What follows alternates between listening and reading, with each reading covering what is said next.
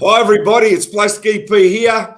No time to muck around this morning. We've got one of the greatest stars of the US, Bobby Rydell. Welcome, Bobby Rydell. Thank you, Plastic, and thank you, Chop.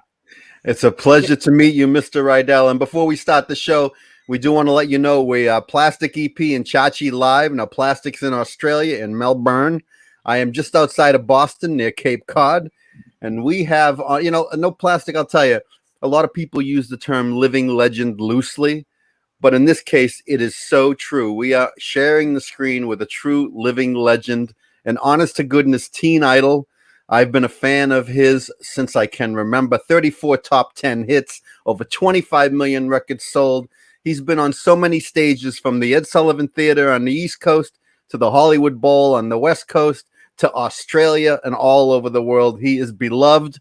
And I got to tell you, Mr. Rydell, I read your book, and we have some things in common, and I love the book. I absolutely loved it. So much. I appreciate that. It was so honest and true. Yes. And I felt like I was talking to you, that you were just telling me a story.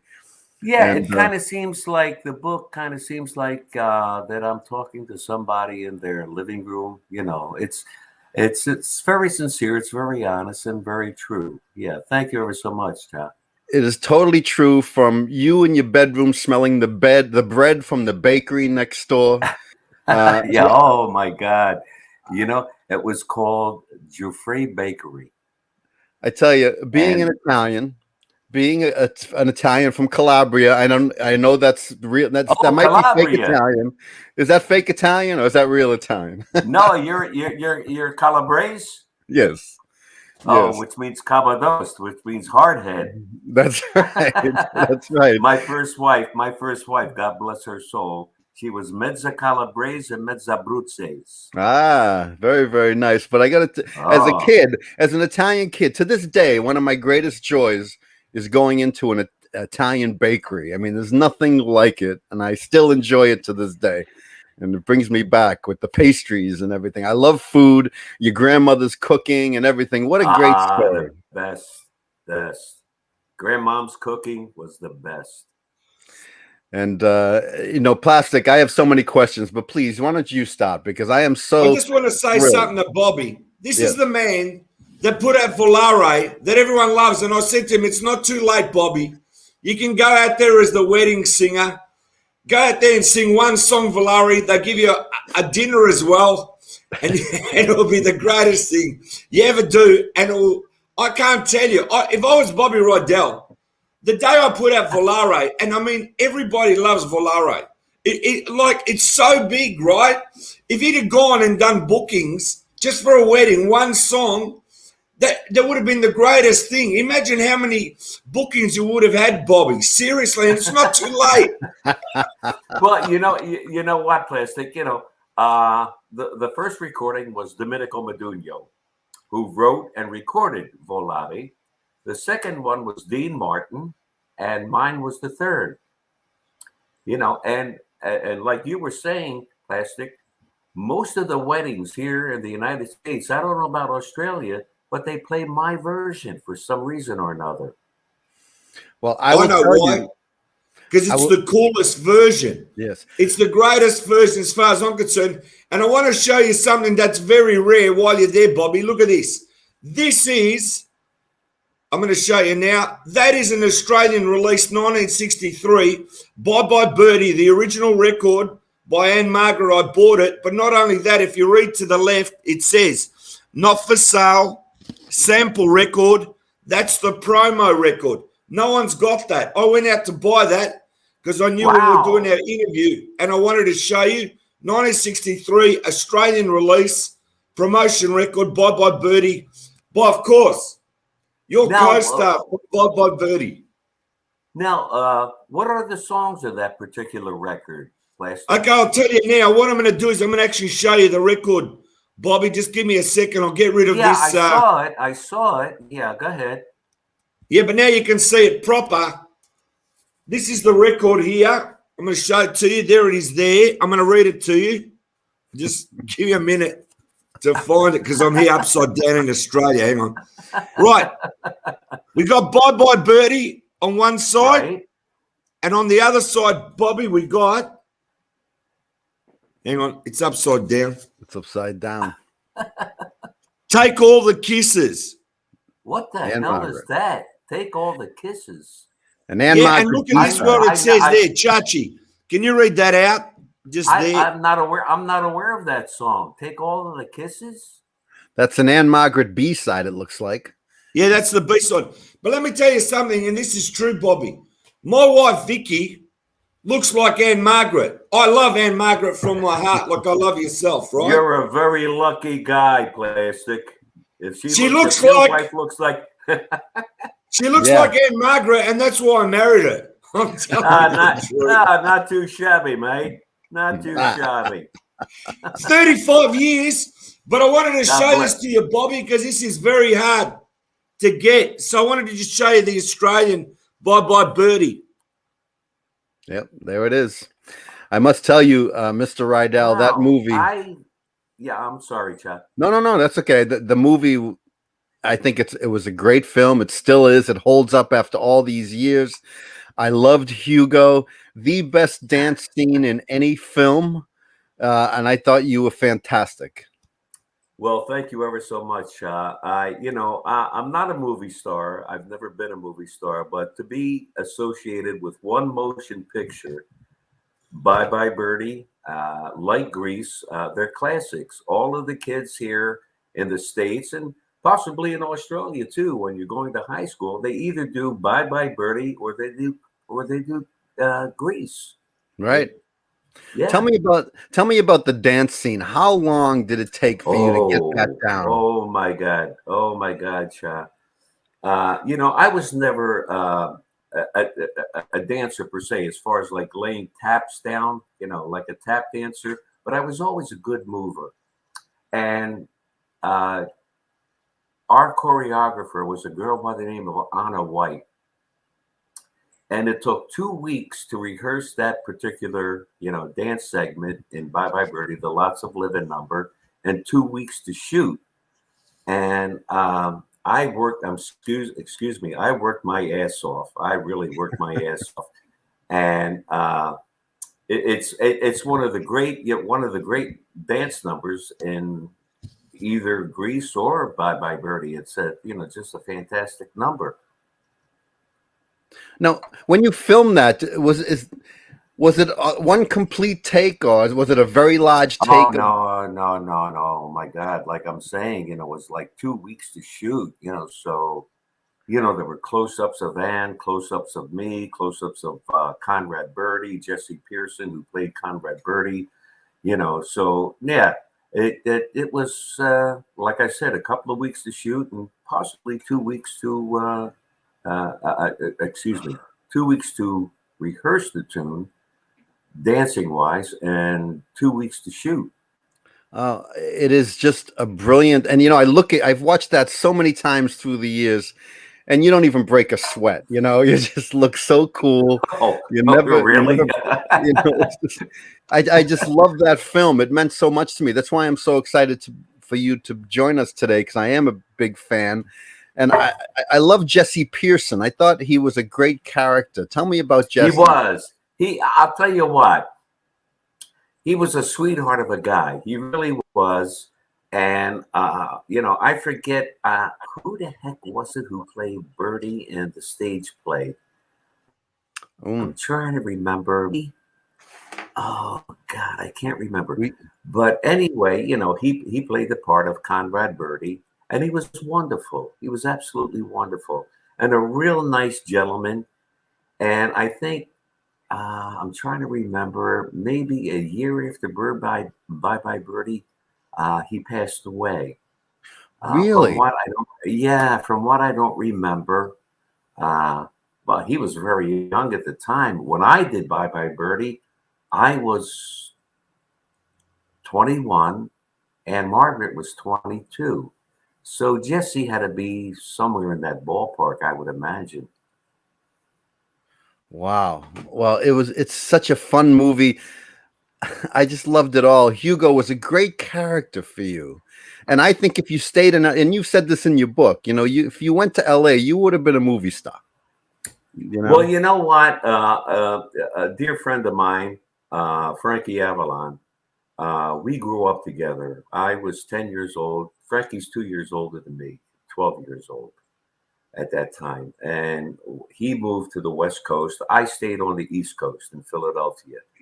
And Frankie said to me, Bobby, if you come out here to the West Coast, you'll do more movies. You'll have your own TV show. And I said to Frank, I said, I'll tell you what. I called him Cheech, which is Frank in Italian. I said, you know what, Cheech, by the time I move out to California, Montana's going to be oceanfront property. I said, you people are nuts out there with the mudslides, the earthquakes, the fires. Yeah. And Frankie lived 2 blocks away from me in South Philadelphia, right? Wow. 2 blocks. I was on 11th Street. He was on 9th Street. And I said, and Frankie said to me, yeah, Bob, what about back home when it gets cold in the winter? I said, you know what, Frank, I can always turn up the thermostat. We don't have earthquakes and fires and mudslides and Yeah, exactly. Was it Dick Gaudier who did? Was it that how you say it? Dick Gaudier. Dick Gaudier. Yes, that's right. Dick Gaudier played Conrad Birdie in the Broadway show. Dick Gaudier. Yes. I thought the film was just so much fun, and Paul Lynde singing Ed Sullivan is so amazing. Yeah. Ed Sullivan. And then I love that one when he turns to the camera and he says, I love you, Ed. Yeah.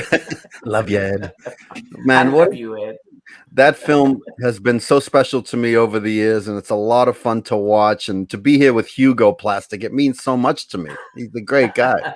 I know, but let me say this, Chachi, because I have to say this, okay? Yeah. Now, Bobby Rydell is a drummer, right? He's a drummer. Yes. And the great thing is we wanted to show you this, Bobby. Have a look at this kit. That is Chachi's kit. That's my drum kit. It's a little Ludwig kit. That's let me see. That's not the Black Oyster Pearl, is it, Cha? No, it's close, but it's not. You know what? My first set of drums, my dad, he was working for a place called the Electrolyte Carbon Company, and he was a punch press guy, and he lost his middle finger on his right hand, and they gave him a bonus. So he knew that I loved drums, because my father took me to see Benny Goodman when I was 5 years old, and I saw Gene Krupa. And I said, I want to be that guy, Daddy. So make a long story short, we go to 8th Street Music Sales in Philadelphia, and I see this William F. Ludwig, Black Oyster Pearl. And I bought that set when I was about, 14 years old, 13. And it was a great set of drums. And then years later, back in 64, when the Beatles hit, I see Ringo. And he's playing the same set. Same kit. William F. Ludwig, Black Oyster Pearl. And I went, I had them before you, my man. Yes, that's true. And we both had Italian parents. I had problems with my father. You had problems with your mom, but your father. Correct. If it wasn't for your dad, you could very well have not been in show business at all. I mean, he did a lot for you. Absolutely, Cha. If I had any talent within me whatsoever, my dad was the first one to see it. I was 7, 8 years old. He used to take me around the nightclubs. 7, 8 years old. And he would say, can my son get up and sing some songs and do some impersonations? And I think I told you, Plastic, I said, when I did that, people applauded. And I said, wow, all I have to do is do this and they do that. What a wonderful feeling, So, yeah, really, I mean, God rest his soul. He was my champion, my dad. He was absolutely fantastic. Yeah, he believed in you for sure, and I think that you put Cameo Parkway on the map, right? I mean, you were the guy. Well, I don't know about that. Cameo, which later became Cameo Parkway, right? And they had a gentleman who's a very dear friend of mine by the name of Charlie Gracie, and he had a hit record on Cameo called "Butterfly," "Poor Butterfly." You tell me you love me, Ba-doo-ba-doo-da. Poor butterfly, and so on and so forth. So, and to this day, Charlie Gracie is in his 80s. I'm Yeah. 78. Yeah, yeah. And, Charlie does a lot overseas in the UK. And God bless him. He's a wonderful guy. But, when I started recording for Cameo, well, we had, Charlie was gone by then, but we had Dee Dee Sharp, Chubby Checker, the Dovells, the Orlons, the Times.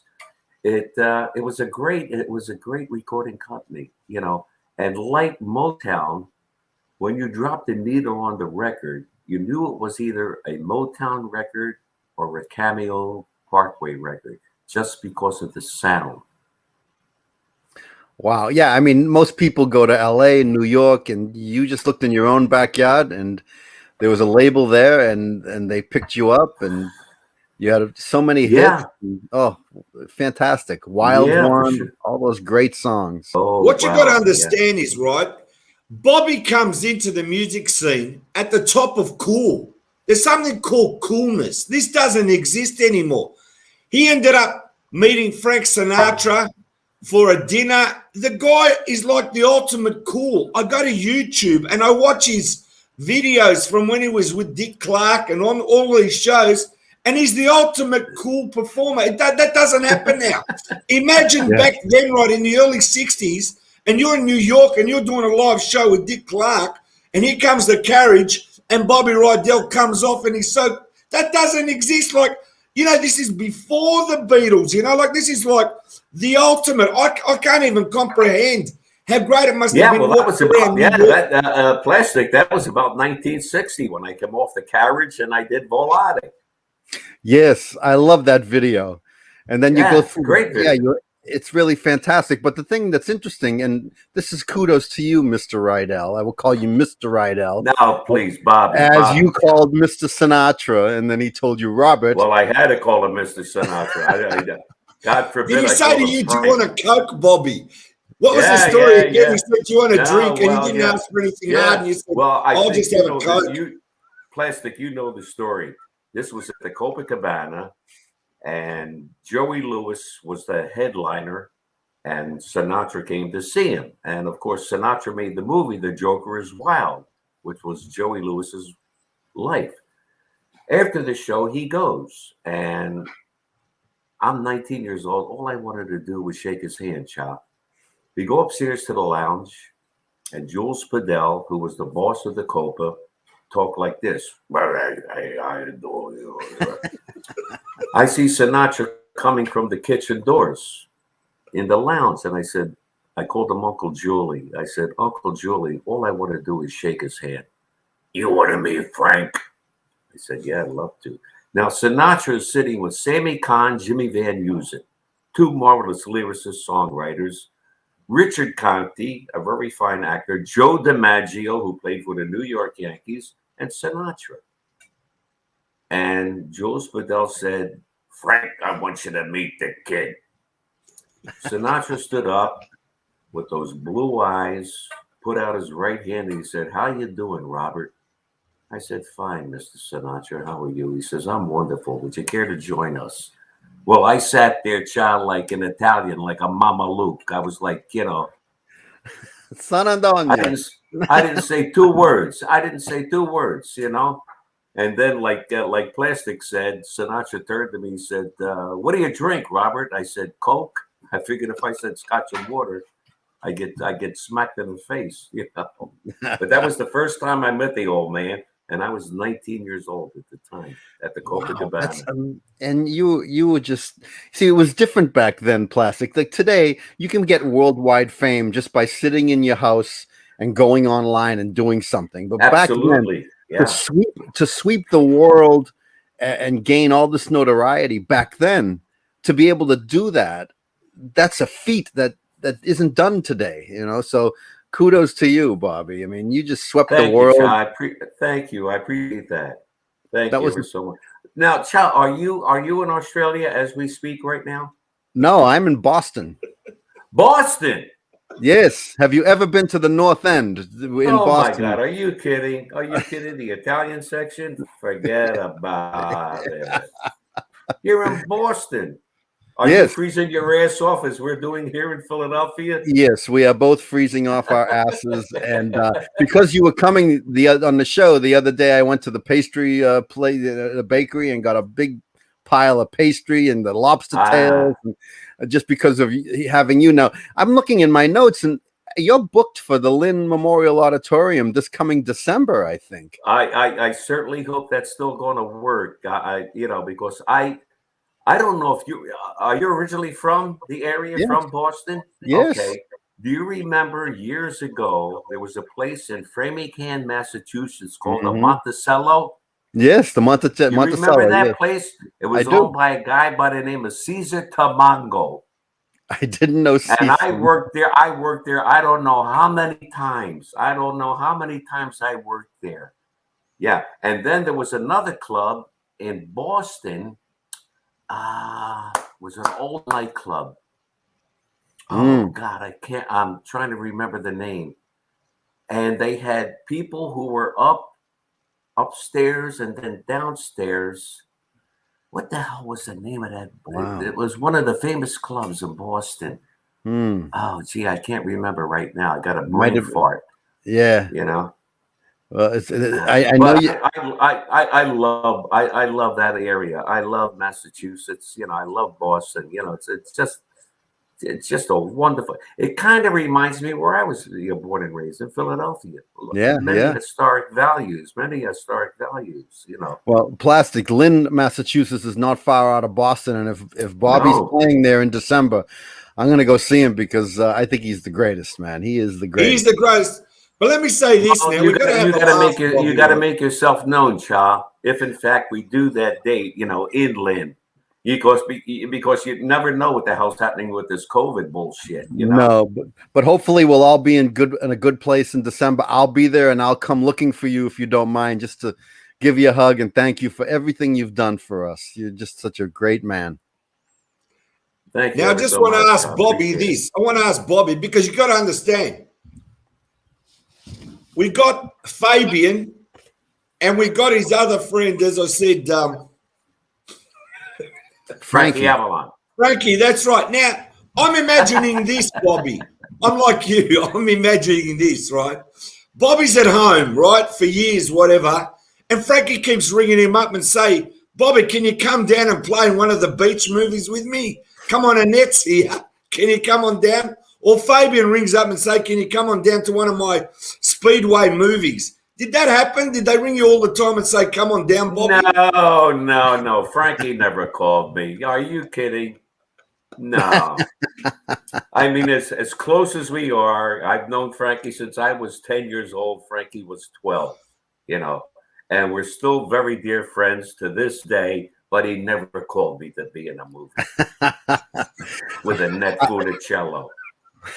I will tell you, But I Plastic. got him. I got him because I was in Bye Bye Birdie with Anne Margaret. Ah. I tell you, Bobby, the book is filled with so many stories. Like, man, you got to read the exploits of Bobby Rydell, especially stories like Buddy Hackett. Why would he insult you like that on stage? Oh, Was well, he that was, joking? well, we worked in Atlantic City together, and I Yes. was his opening act. And prior to going on stage, I walked into his dressing room, and the dressing room was totally black, freezing, and he was balls ass naked. Balls ass naked. So I just went in. I said, "Hi, buddy, Bobby Rydell," so on and so forth. He said, "Yeah, okay, Bob, you go out there and kill him." So I go out there and I do my part of the show. Now, Buddy Hackett comes on stage and he says, "How'd you like Bobby Rydell?" And the audience applauded. He said, "I really didn't want Bobby Rydell on the show." He said, "But I got a call from the guy. His name was Nunzio." He said, "We'd like to have Bobby Rydell on your show to open for you, buddy." He says, "I don't want Bobby Rydell." And Nunzio said, "Do yourself a favor and have Bobby Rydell for your opening act." So Buddy goes up on stage and he's saying, I really didn't want Bobby Rydell on the show, yada, yada, but I had a call from this guy Nunzio. I went to sleep and I woke up and there was a clam's head on the bottom of my bed. Like the Godfather, the horse's head. Right. And the audience just, fell apart. They loved it. He said, I don't know if I sneezed, but there was a clam's head at the bottom of my bed. Did you ever have a conversation with him? Did he apologize for that? It was just a bit. Oh, no, not at all. Oh, are you kidding? No, it was just, it was precious. It was absolutely precious, Okay. Okay. Yeah. And I remember, my first wife, Camille, God rest her soul, we went to see him in Vegas at the Sahara Hotel. And he did a show that I'm telling you what, Plastic, everything was up, everything was like 1, 2, 3, 4, 2, 2, 3, 4, 5. Never a ballad, he was just on. And I'm telling you, laugh, pains in your stomach. And I said, do you remember that show in Vegas? He said, yeah, that was one of my best shows, Bob. And he did. It was just absolutely tremendous. Wow. Unbelievable. Plastic. The book is so much fun. I know you read it too. One of my favorite shows that's still on every now and then, I find it on TV late at night, was the great, and I think he's underappreciated since he's been gone. It's been many, many years, but Red Skelton, an amazing comedian, an amazing show. And I love the story of how you befriended him. You were on his show. He saw something in you that, because he had lost his son, perhaps Correct. That was the reason. But he was a private man, and he invites you to his house with his bird, his cockatoo parrot, and, and the photo was just the greatest. It was a mock call. Okay, but tell me about Red and the time you went to his house and your friendship with him. Well, yeah, like you said, he lost his son Richard at a very early age, and he kind of took me under his wing. I did 12 shows with Mr. Skelton. And then he invited me to his house in Palm Springs. And his wife said, Bobby, I can tell you how many people read on one hand. And, I was there with his wife, his daughter. He had 3 poodles. And Palm Springs Magazine wanted to do an article on Mr. Skelton. And he had this mock call parrot on his right shoulder. So he says, come on, Bobby, get in, take a picture.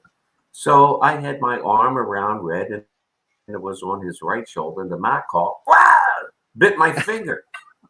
And Red started laughing. I said, that's not too funny, Mr. Skelton. But we were close. We were really close. And I remember with my wife, Camille, and my 2 children, Robert and Jennifer, we went to see him in Atlantic City. And, he used to do pantomime. And one of the things that I totally loved and adored was the old man saluting the flag in a parade and joining the parade. And when he did that, I cried. I cried like hell. So after the show was over, my wife and my 2 children, we go back, and I said, Red, I said, you did it again. He said, what did I do, Bobby? I said, you made me cry. He said, was I that bad? Yeah. He was precious, Cha. Plastic. Yeah. He was, yeah. They don't make celebrities like they used to. They don't make movie stars like they used to. The old Dean Martin roasts. I mean, those things don't happen anymore. Oh, the best. The Dean Martin. Yeah. And you know who I love on the Dean Martin roast? Red Buttons. Yes. Red Button, never got a dinner. That was his thing. Why are we roasting this man when some of the greatest people in history never got a dinner? Never got a dinner. Paul Revere, who was running through the streets of Boston on his horse and said to his mother, Mom, the British are coming. The British are coming. The mother said, let them come. I got cake. I got coffee. Never got a dinner. Never got a dinner. Never got a dinner. Brilliant. Plastic, you have anything you want to add to this? Now, I got to say, people have got to go out and buy Bobby's book. It's everywhere. Just put it I on loved the it. net. I It's just loved it. such a fantastic read that, look, what I admire about Bobby, he comes out and he tells you it's straight. And I love that. Bobby Rydell, Teen Idol on the rocks. It's a fantastic photo there. I mean, I just can't understand. You know, as I said to you, Chachi, being in the center of the heart of the entertainment in the early 60s and being, as I said, on the greatest TV shows that ever existed, and you're coming in so cool. Like, it's the time of coolness. Like, I mean, Bobby, you must have had women coming after you from everywhere before the Beatles. It's unheard of. It's like, I'm Oh, the singer, sure. I'm the spinner, I'm the drummer, multi-talented. What a great entertainer. Oh, well, you remember plastic back then? They used to throw the bras and the panties up on stage, and now all they do is throw the pens. Yeah.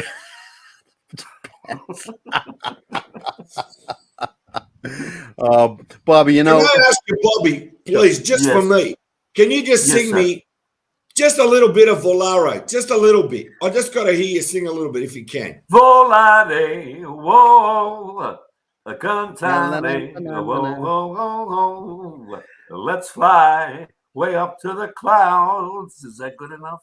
Yeah, beautiful. you know what? I haven't He's still sung got since it, last and he's the March, for ultimate crying out cool. loud. You haven't sung it since last March. Is that what you said, Last Bobby? March because of the COVID. But thank God, in 2 weeks, I leave for Orlando, Florida. And we're doing 2 dates, the 18th and 19th, at a place called I'm trying to remember. It's right out of Orlando. It's a performing arts center. So I'm doing the 18th and 19th there. So I'm looking forward to that because I haven't sung since last March, Yeah. 2020. Yeah. And, you know, in your book, you said you played at Steel Pier. You'd start at 10 a.m. and go till 9 p.m. I mean, that's It more all, than the it, Beatles would play in a day. well, it all depended because the owner of the Steel Pier was a man by the name of George Hammond. And he loved when it rained because when it rained, nobody went on the beach. Yeah. So we did a minimum of 4 shows, but when it rained, you could do a minimum of 9, 10 shows. And you'd be off stage, and 15 minutes later, you're back on again. My Well, God. thank God I was only, 17, 18 years old at the time, so, Yeah, I I was could gonna handle say. that. I was gonna say the only way you can handle that schedule is to be very young. Absolutely. Now I'm 78 years old. My God, Oof. And Hey, he's 78 years old, but he looks like 21. I'm serious. Oh, thank you, Plastic. Yeah. oh my God. And I wanted to ask you, Bobby. I mean, kudos to you. You actually joined the National Guard too. You didn't have to do that, right? And so you became a military guy, but you went to Vietnam to entertain as well, right? Yes, I did, Cha. Matter of fact, I was in London with Anne Margaret. We were doing a man performance for the royal family, Bye Bye Birdie, and I got my greetings there. I got a letter that's saying, you're going to be enlisted into the United States Army.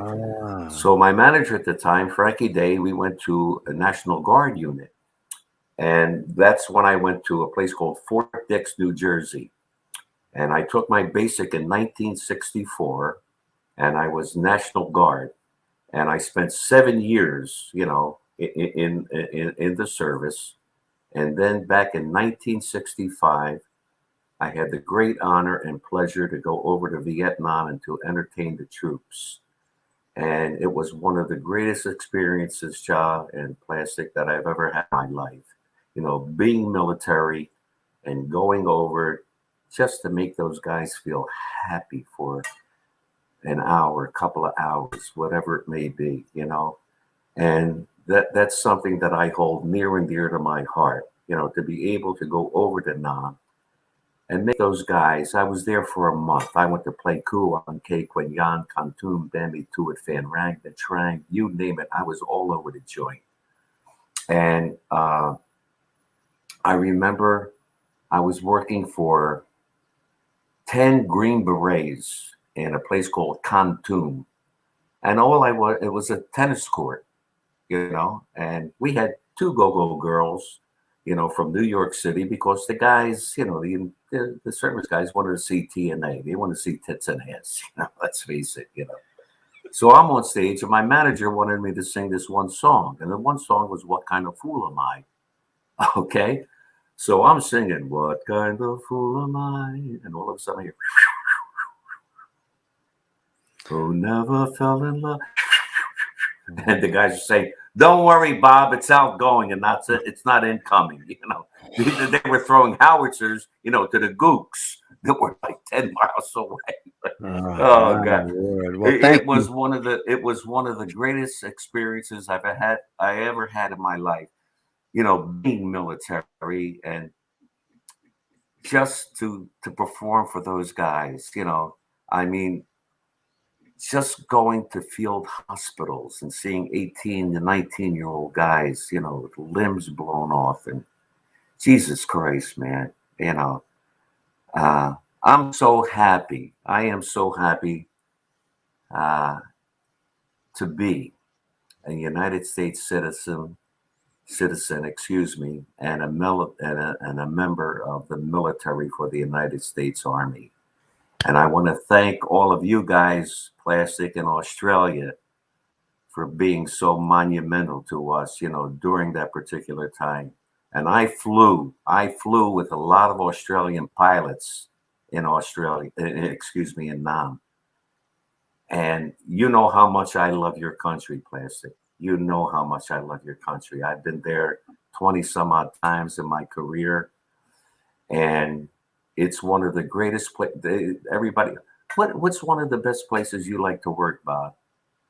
Outside of the United States? I said, Australia. They loved you in Australia. You know what? My fan base, I don't know why, Cha. I don't know why, Plastic. For some reason, I think I told you the story, Plastic. There are 3 girls from Melbourne, and that's where you're at, right? Plastic, Yep. You're in Melbourne, right?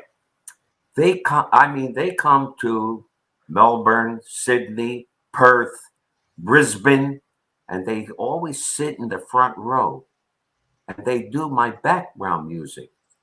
I go, yay, yay, yay, I go swing in school. And they go, ya, la, la, la, la, la, la, la. I call them my 3 crazies. But every time I come to Australia, they're there. Wow. Well, you are beloved all over the world. And I wanted to ask you, as a drummer, Yeah. I've heard good stories and crazy stories about Buddy Rich. Yeah. Tell me about Buddy Rich. I'll tell you about Buddy Rich. Buddy and I were very, very close, extremely close. And there was a restaurant in LA called Patsy Diamante's. And so Buddy and I and his daughter, Kathy, had dinner, and he was going out to do the Monterey Jazz Festival, okay, with the big band. And this is when he did West Side Story. Ba-da-da, ba-da-da, ba-da-da-da-da-da, right? So we're in the wings, and there's an avant-garde trio, piano, bass, and drums, playing too, and they're playing like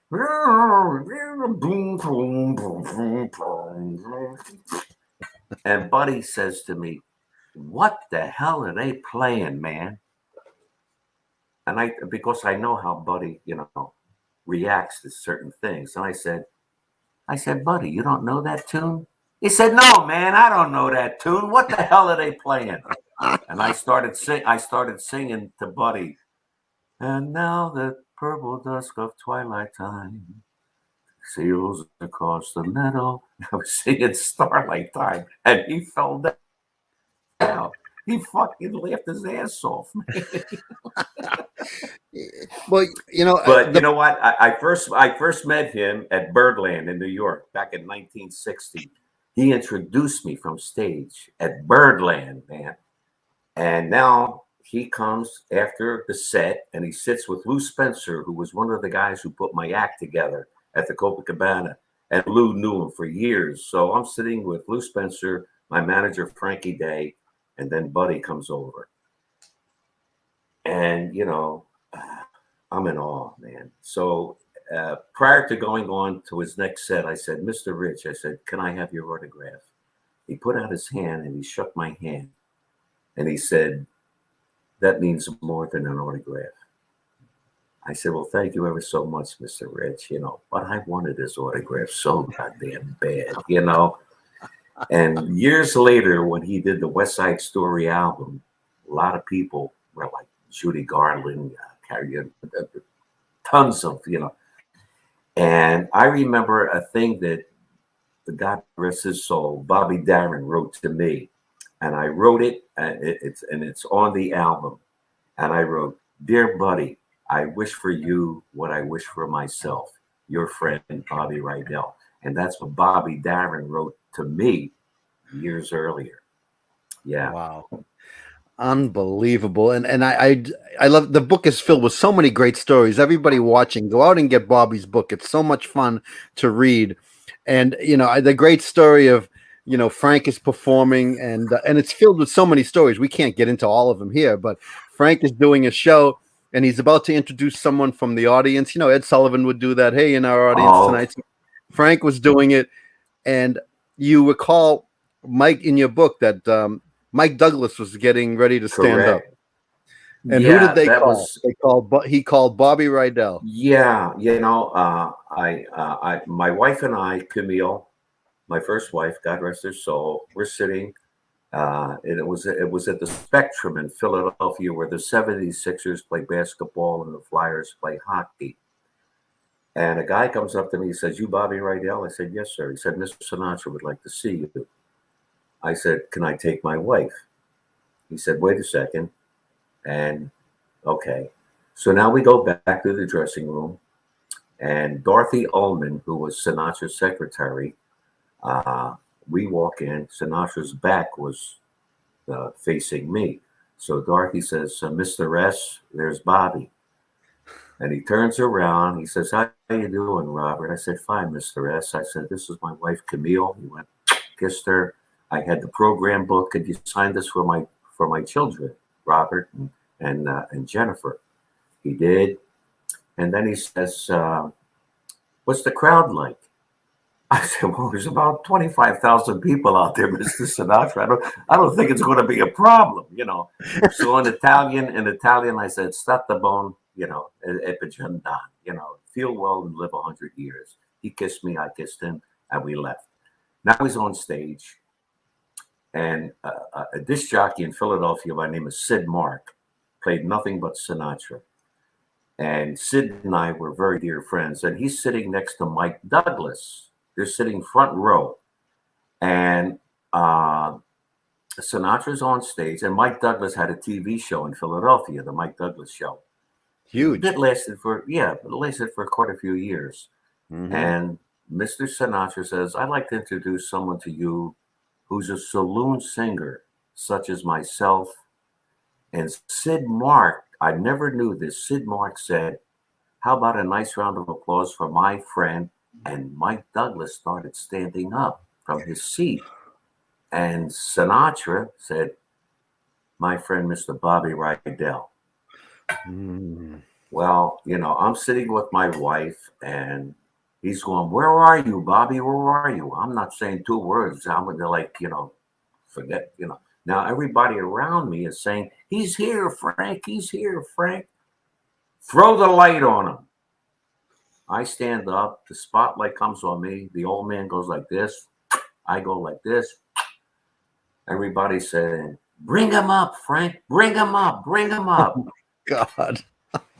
And when he heard that, he went into pop, pop, ba da da, pop, pop, ba da da, New York, New York. And that was it. He flew the coop and he was out. Unbelievable. Unbelievable. Plastic? I got to hear an Anne Margaret story, all right? Tell me a great Anne Margaret story, Bobby. Come on. Well, you know what, Plastic? That picture was made back in 1963. And to this day, Anne and I are very, very dear friends. She'll call me every once in a while. I call her every once in a while, see how she's doing, so on and so forth. She's just, what can I tell you? Plastic, a sweetheart, a lovely lady, and I consider her one of my dearest friends. That's since 1963, my friend. Long time. And then Long she Yeah, went on and played Viva Las Vegas with Elvis. I mean, I how hate great that is son of a that? bitch.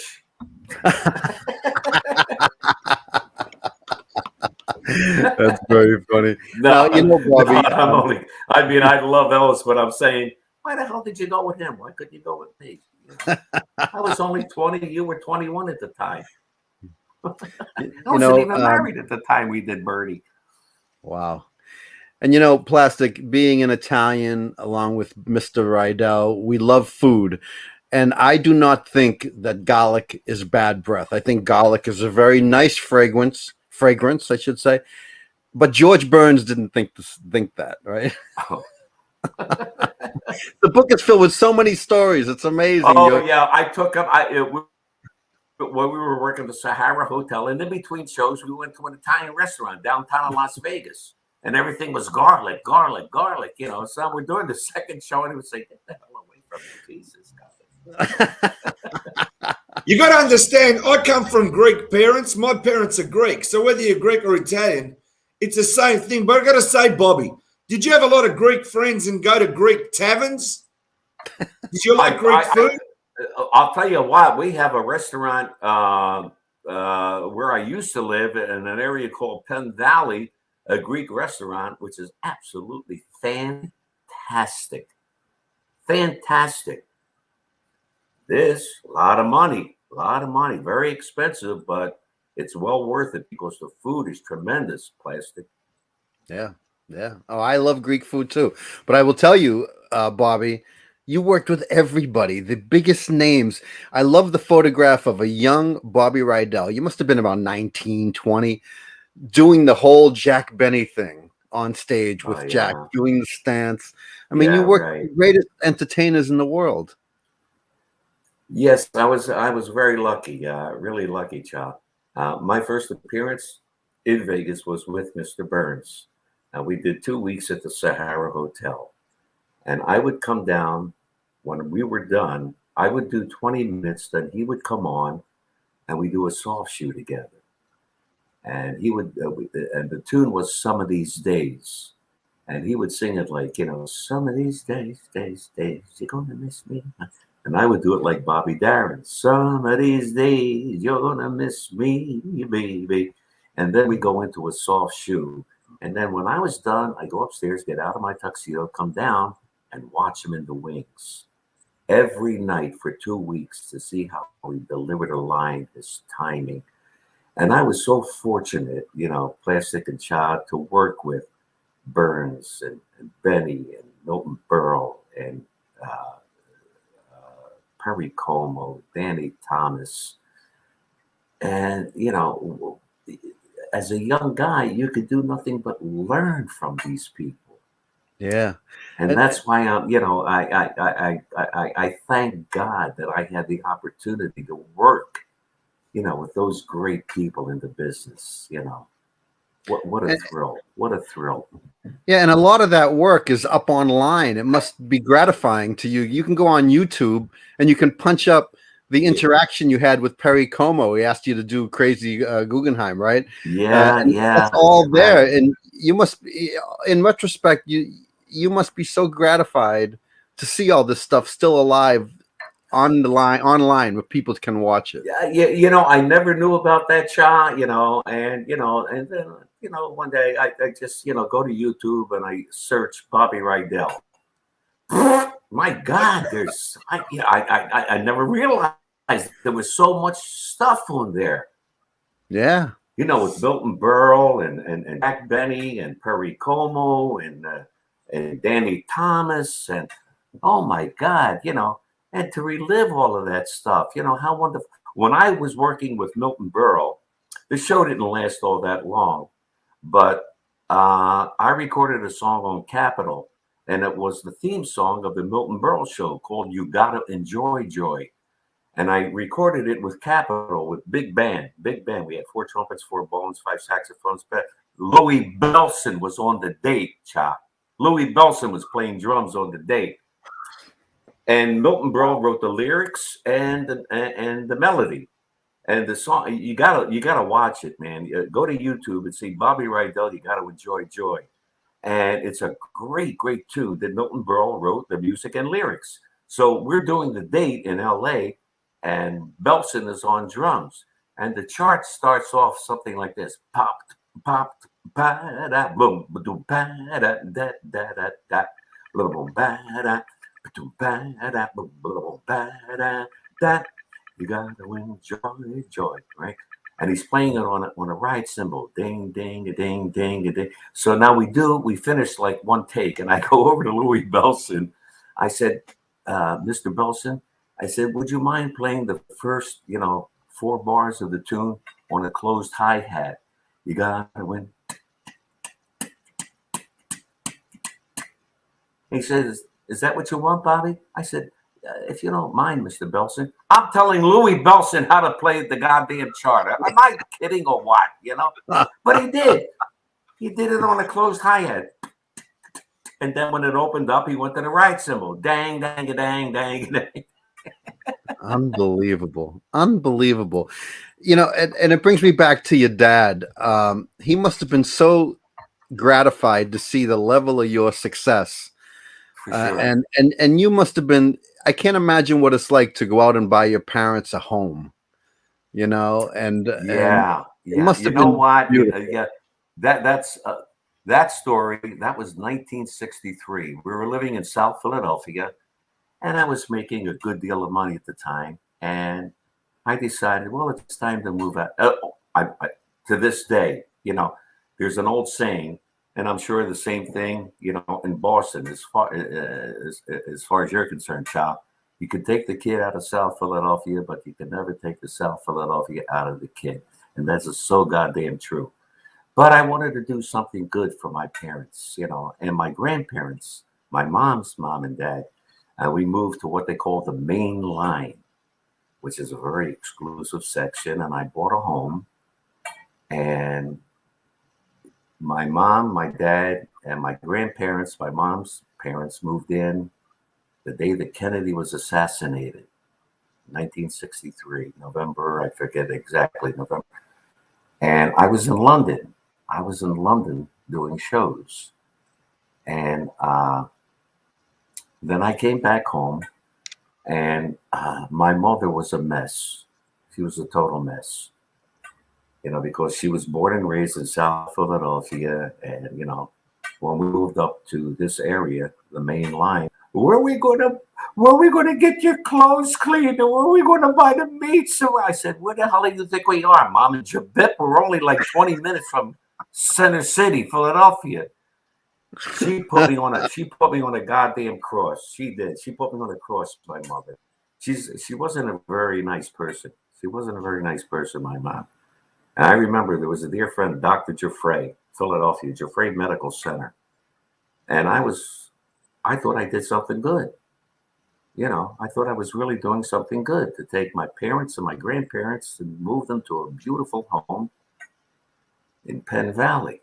And Dr. Jeffrey said to my mother, if you don't leave him alone, he's going to have a nervous breakdown. And I almost did. Almost did. And it took my mother a good close to 2-3 years to get used to that area. And her parents, my grandparents, her mother and father, and my grandmother just say, what the hell do you miss in South Philadelphia? Look over here. We got the trees. We got the birds singing, And she wanted a bus. She wanted a bus outside, right? She wanted a bus outside. Well, not the bus, but we had trolley cars. Trolleys, we had trolley cars. Right on 11th and Moy and Mensing, she'd get on the trolley car and go into town and shop all goddamn day long. Oh my God! I've got to ask Bobby about Dean Martin and Jerry Lewis. All right, to me, they're just the greatest comedian act that came out because of the way how they were and with their movies, and I mean the legacy they had. I just love Dean Martin's voice. I'm just like, he's so great. Oh well, you know what, Plastic? I think Dean was funnier than Jerry. Absolutely funny because he was so laid back. man, so laid back, And if you ever watch him on the Carson shows, the stuff, he's just too funny, man. He's just too funny. Where Jerry had the slapstick. And Dean was just too cool, just too cool. I'll tell you a story about Jerry Lewis. We were working in Atlantic City at resorts, and Jerry always had an 18-piece orchestra behind him, right? And string section. So at rehearsal, Jerry's sitting in the audience at rehearsal, and I'm doing a Bewitched, Bothered, and Bewildered. And it just starts off with piano, right? She's a fool, and don't I know it, but a fool has many charms. Okay, now the guy who wrote the chart, his name was Evan Solat. He was playing the second trumpet chair. Now he leaves the brass section to come down to conduct the strings when we get into the tune. I'm wild again, beguiled again. And he's conducting the strings, right? And he's writing back at me. So Jerry's in the audience and he says, hold it, and wait.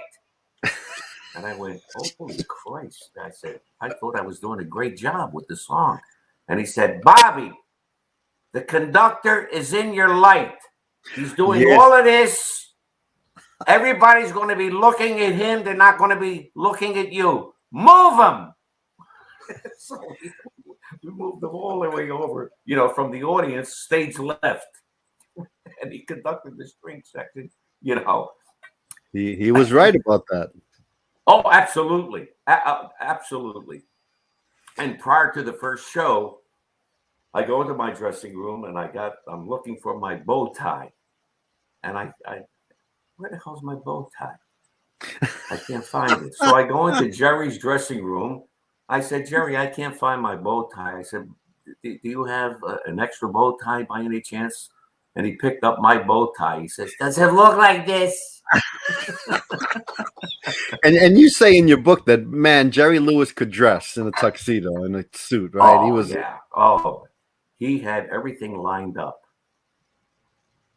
Shirts, tuxedos, shoes, socks, his pencils, they had to be yellow number 2. God forbid one was cockeyed, they had to be like this. Oh, ooh. Strange guy. I got to say, that movie, Buddy Love. That movie when he plays Buddy Love.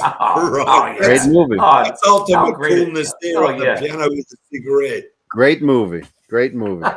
Yeah. Yeah. But boy, you were the nutty professor. That's correct. It must have been an interesting feeling at 19 years old being a teen idol. You were like the Justin Bieber of your day. It must have been exactly. Yeah. Even bigger. Bigger, yeah. Well, yeah, I guess I was at that particular. But not only me, but Avalon and Fabian, Paul Anka, Ricky Nelson. And not many people know, Plastic, and you know this from reading the book, that, She Loves You, Yeah, Yeah, Yeah was inspired by the great Bobby Rydell, the Yeah, Yeah, Yeah part. I don't know. They're all saying that, it came from swinging school. Paul McCartney, yeah, yeah, yeah, yeah, go swinging school, la, la. But no, from what I understand, it was an answer to Forget Him. Forget him if she doesn't love you. Forget him. So he wrote, she loves you, yeah, yeah, yeah. So it was kind of an answer to forget him if he doesn't love you. No, she loves you, yeah. So I don't know if it was Forget Him or Swinging School or We Got Love. I don't know. I honestly don't know. And of course the tour bus you're on, it's stopped and someone knocks on the bus door and 4 young guys get on the bus to say hello to Helen Shapiro. That was back in 1963 with Helen Shapiro. And Ann Margaret and we did a command performance for the royal family for Bye Bye Birdie. While there, I recorded for Pie Records, and I did Forget Him with Tony Hatch. And then I toured with Helen Shapiro. We did like 2 weeks traveling throughout the UK. And it was one night about 10 o'clock at night, 10, 11:30. And we're traveling for like, say, from Manchester to Liverpool or wherever. And there was a car in front of us. And Helen Shapiro says, "They're the Beatles." This is 1963. Now I'm looking around the bus for cockroaches. I don't know what the hell she was talking. So anyway, the bus stops, the car stops. The four guys get on. They knew me, you know, and this is, 1963. I met the guys, and I think we're, four guys. They're going to do a club date. They're going to do, whatever, so and so. And nice to meet you guys. Thank you ever so much. A pleasure. And now I go home, and it's now 1964. And Ed Sullivan, ladies and gentlemen, we are the Beatles.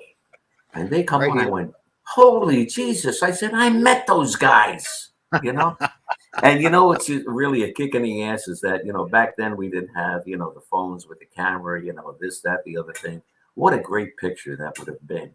Would have been in the great. Middle of the UK, 10:30, 11 o'clock at night. They come on the bus, but yeah, it would have been nice to have a picture, but it's in your book and it's in your memory, and it's our memory as well. And and another Beatle related question: Alan Klein got involved with Cameo Parkway, right? Correct. Yes, he bought all the masters. When Bernie Lowe, Cal Mann, and Dave Apple, it was kind of like over. So Alan Klein bought all of the masters, and didn't release them for God knows how many years. And, people were waiting for it, well, where's Bobby Rydell, Chubby Checker, Dee Dee Sharp, the Erlons, the Times, the Dovells. And he finally released them about, I guess it's now about 5-6 years ago. And, thank God, they're all remastered, digital, so on and so forth. And they sound absolutely fantastic. So, anybody who wants me or Chubby or Dee Dee or the Dovells or the Time, it's out there. Yeah, it's out there. I mean, it must Alan make you Klein. feel so. Well, it wasn't Alan Klein so much. It was his son, Jody.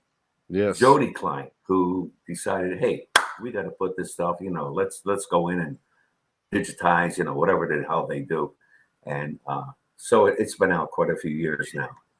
It must be so gratifying to know that your recordings live on and they even sound better than ever with the technology today. Absolutely.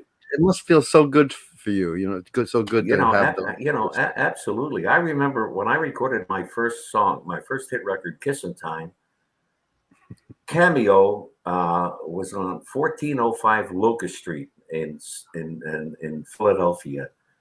And it was an office, and he had a studio with 2 Ampex, tape recorders.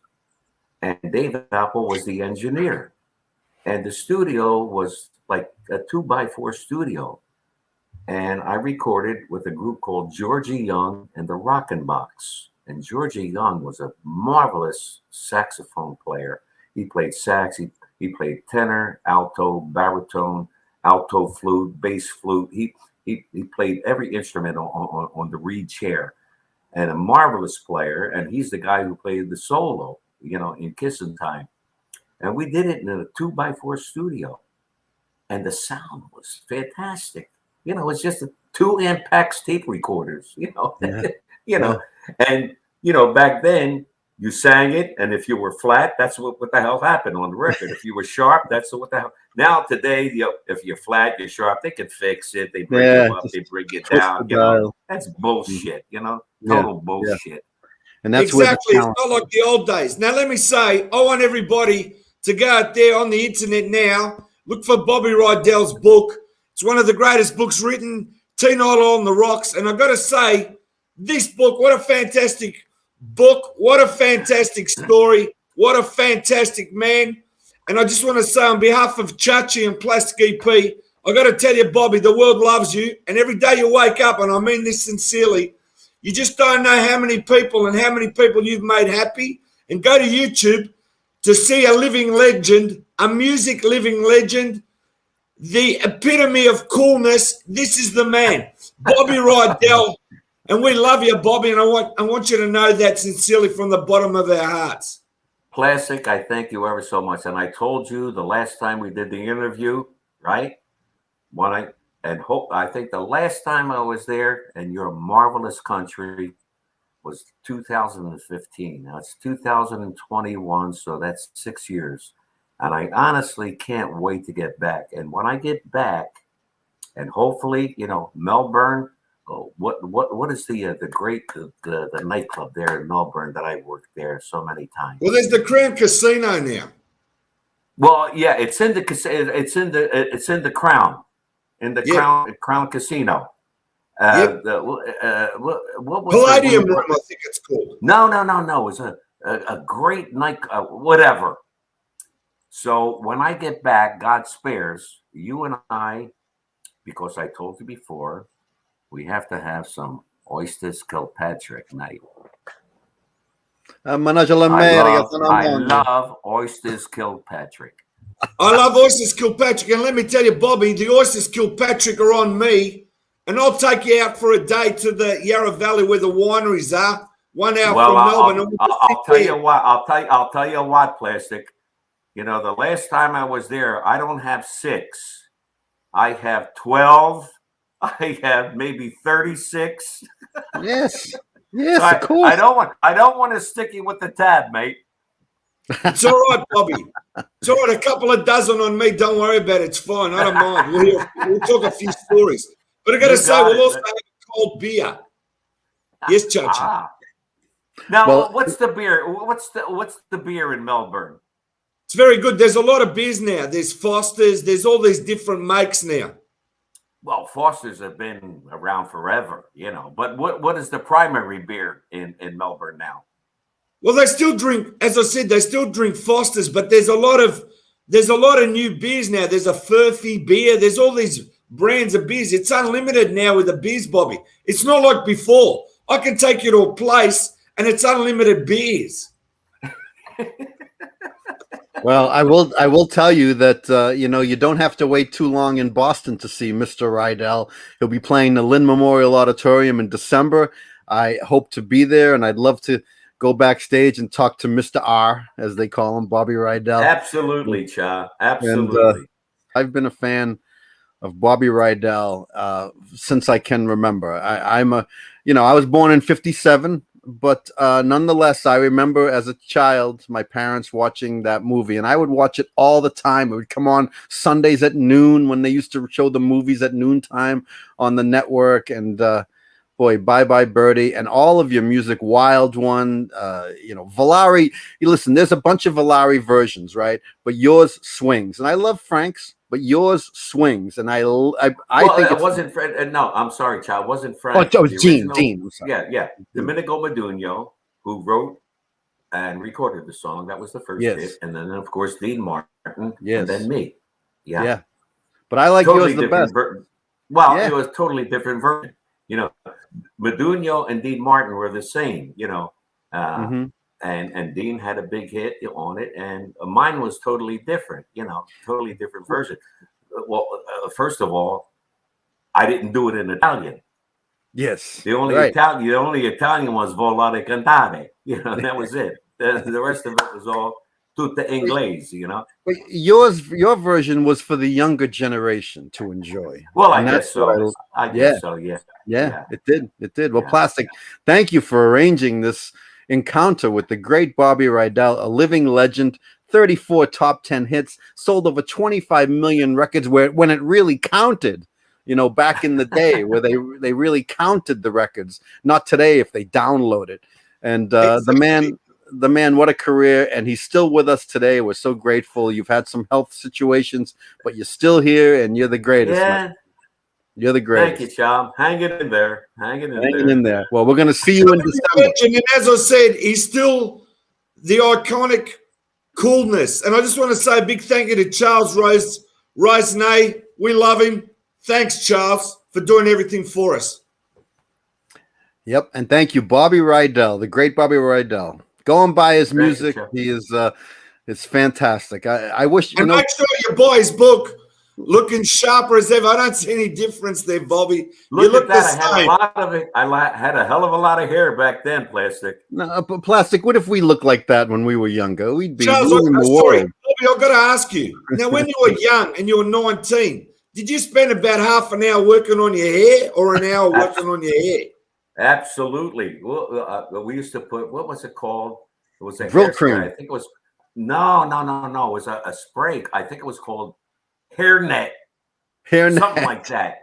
Yeah, my mother used to use White Rain. You get the wave and you put, and you can walk through a wind tunnel. Your hair wouldn't move.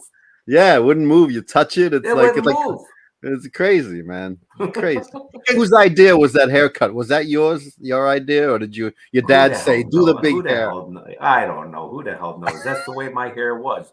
Today my hair's in my bedroom. I call it Fred. And I put it on when I have to work on stage, Well, good for you. Here, it's gone. There he is. There's the great Bobby Rydell. As I said, everyone go out and buy the book Bobby Rydell. So it's goodbye from Bobby Rydell, goodbye from Chachi Lepret, goodbye from Plastic EP. Just stay there for a minute, Bobby. Thanks again for watching. What a fantastic show. And the world loves Bobby Rydell. See ya.